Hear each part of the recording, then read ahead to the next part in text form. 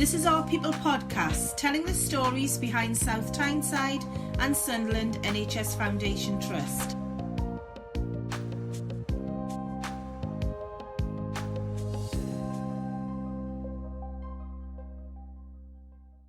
Hi everyone and welcome to this week's edition of Our People podcast. My name's Lauren Robinson. I'm a communications manager at the Trust and I will be hosting this episode today. Today we're joined by Grahame Cassidy, who is Chief Officer of Age Concern Tyneside South, also known as ACTS. And this week we chatted about all the support that is available for people in the local community, but in particularly South Tyneside. I hope that you enjoy it. Grahame, can you tell me a little bit more about Age Concern Tyneside South and the work that it does? Absolutely. So Age Concern Tyneside South is a relatively new charity. It's got a bit of a history and transferred from some other charities, but it came into existence in the 1st of September 2016.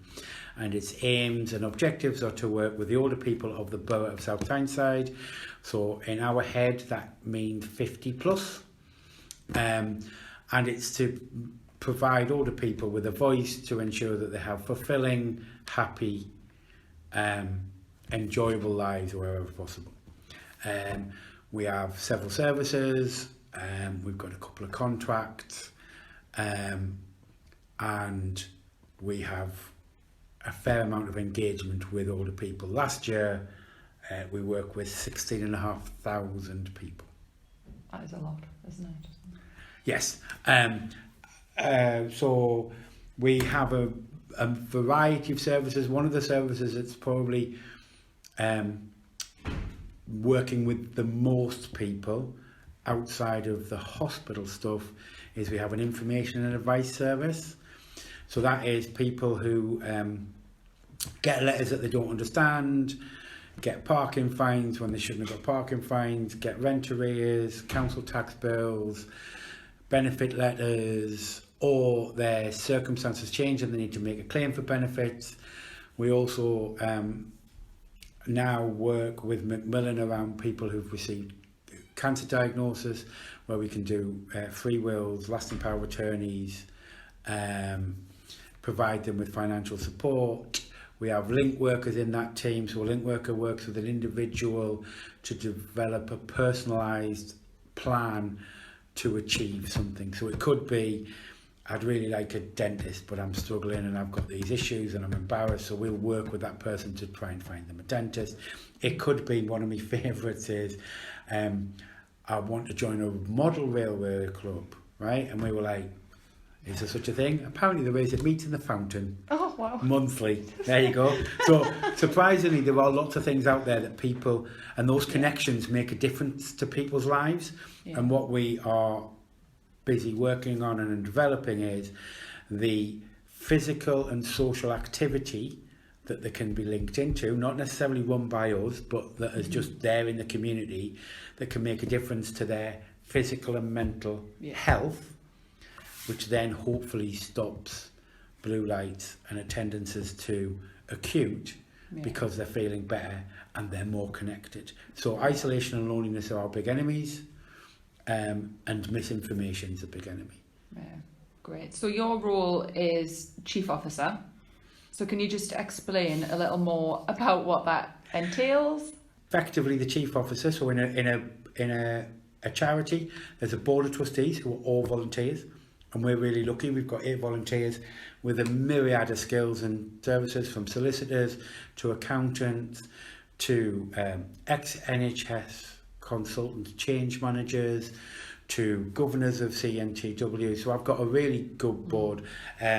Operational managers for international tech companies. It's a really good board. So they give strategic direction. I, as the Chief Officer, make their desires and goals a real thing where I can. And I suppose I'm responsible for making the strategic aims into action plans and operational activity, if that makes sense. Which also means I'm probably outward facing more, and I get to do lots of engagement meetings.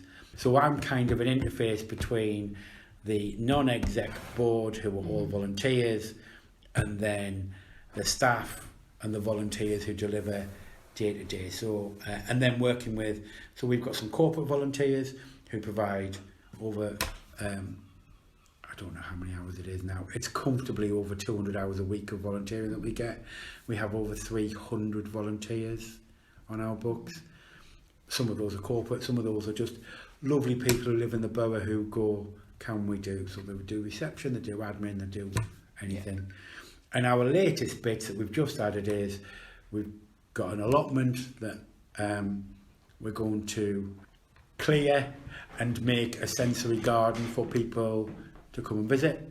So where's the allotment? So it's going to be, so we've got it, and it's at Beedburn allotments in Jarrow, but we've also got 2 of the old lighthouse keeper allotment plots at Souter Lighthouse, and we're in partnership with Seascape around those within the National Trust bit, and we're going to work and get volunteers and parties to go there.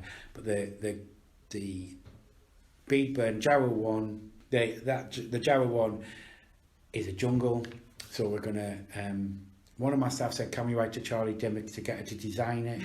I went, absolutely, feel free, fill your boots.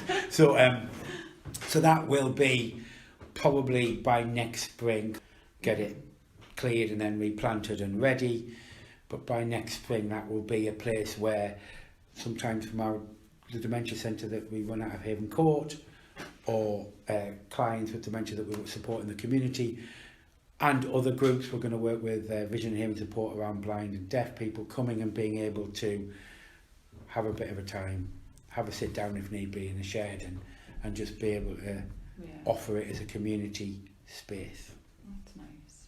So that's one of our latest bits. And that revolves around me then working with Cumbrian Waste, who've just won the contract with South Tyneside Council for recycling waste.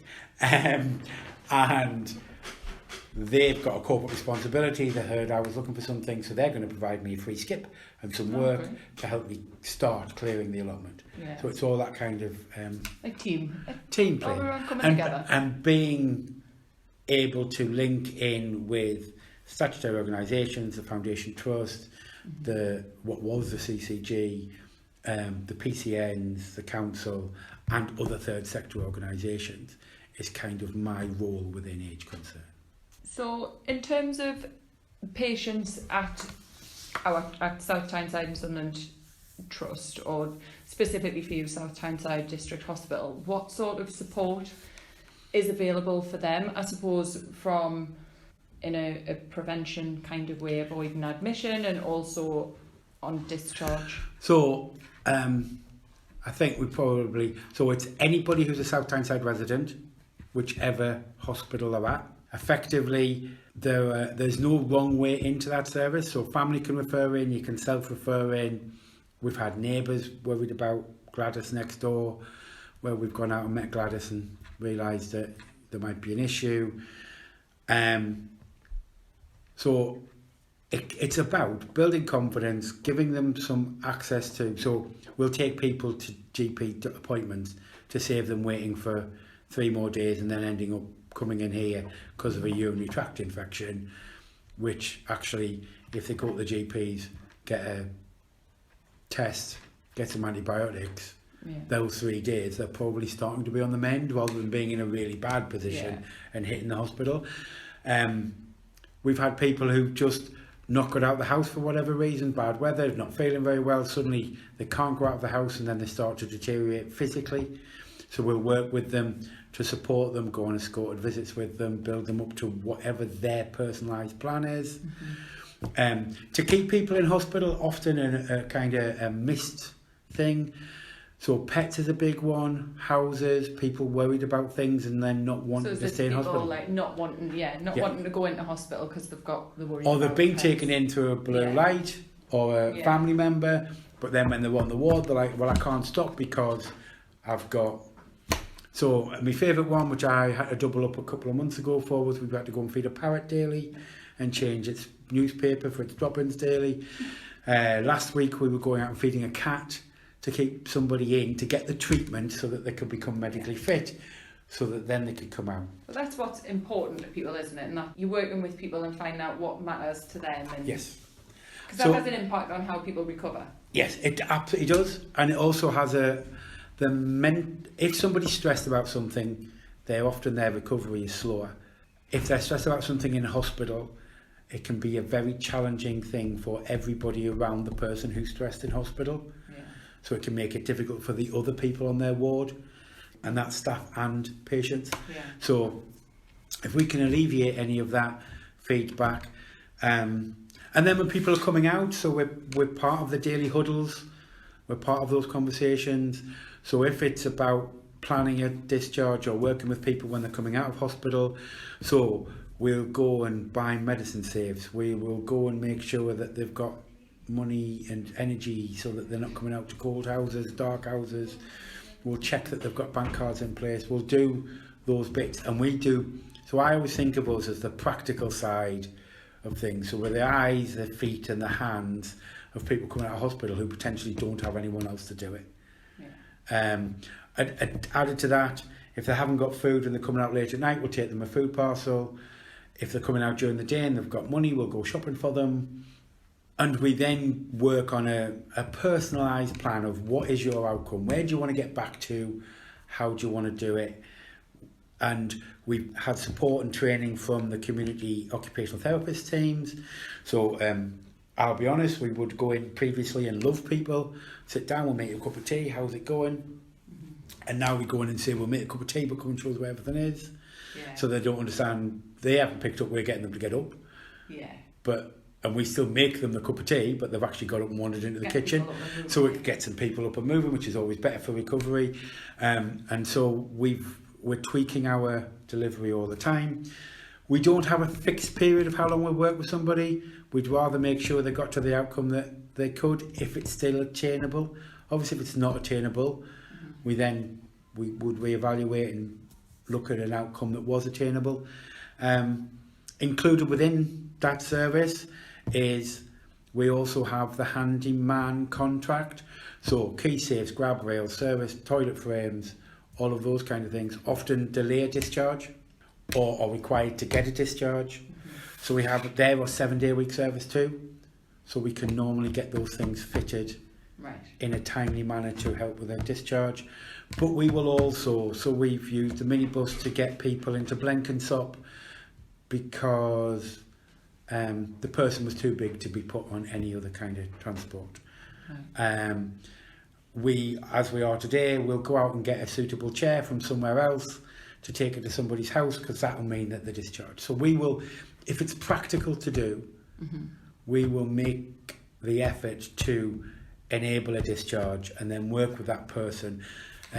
We had somebody who came out of hospital while they were waiting for a care package. We stepped in and helped do medicine prompts, during which time we identified that he had money problems, that his house wasn't suitable for him. So within the 3 months we were supporting him while he was waiting for a care package, we moved him house. Right?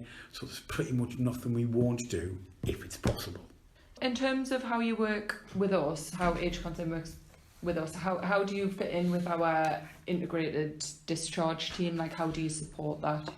So we are part of your daily huddles, as part of those planned discharges. We spend some of our every day up at the new improved SPOC under the urgent community response and also the hospital discharge bit. So we work with social care and hospital staff and the discharge nurses on the discharge lounge in terms of working with people who are coming out. We also work with the wards, so sometimes people are picked up by families who don't hit the discharge lounge or whatever, so then the wards will have asked permission and they'll give us details too. So we have as many possibilities of that touch point to give the opportunity for people to find out there is something there, but with a phone number that can ring where we can get out, usually in a very quick time, and sit, make them make us a cup of tea, have a bit of a chat with them, find out what's going on, and if need be, ring the doctor, get an emergency appointment, take them down. You know, and occasionally we go out and find somebody who's had a fall or whatever and take it to the intermediate care or into a blue light. But that's kind of how we respond to that. If anybody has any questions or wants to get in touch, the best phone number 0191 4566 903. And that brings us to the end of this week's episode. I would like to say a huge thank you to Grahame for taking time out of his day to come and chat to her. I hope that you found the information useful, and don't forget to tune in next week for more. Thanks for joining us for this episode of our People podcast. We hope you enjoyed it and check out our other stories. Hit subscribe to keep up with the latest and catch up with what we've been up to on our Twitter, Facebook and Instagram pages. Just search for our name.